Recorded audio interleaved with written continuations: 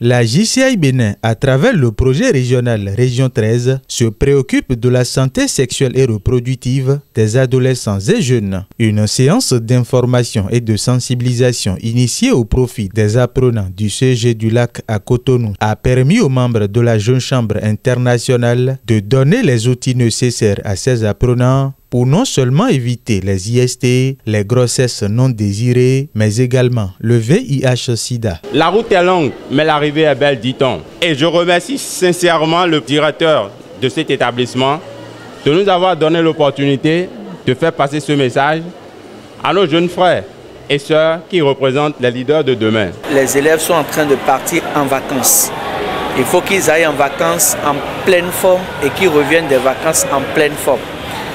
Et vu que beaucoup parmi eux sont très jeunes, il est important pour leur permettre d'aller en vacances avec des informations qui concernent leur santé.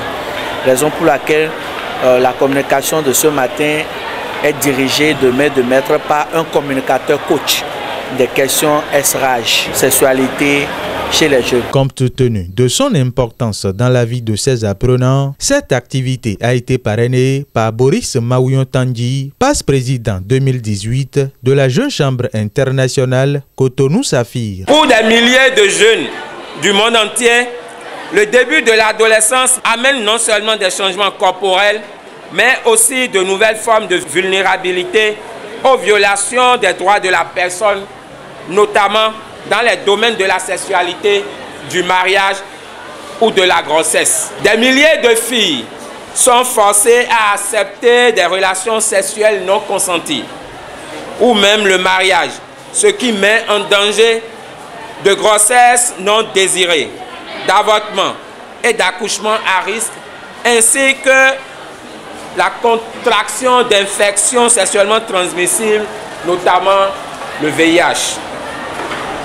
Pourtant, un trop grand nombre d'entre eux doivent faire face à des obstacles dans l'accès à l'information et aux soins de santé reproductive.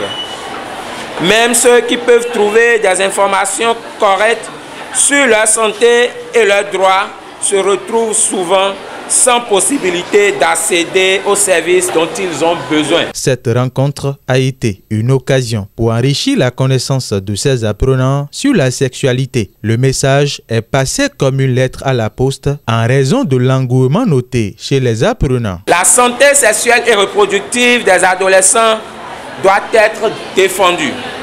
Cela passe notamment par l'accès à une éducation sexuelle complète, par des services pour prévenir, diagnostiquer et traiter les IST et par des conseils en matière de planification familiale.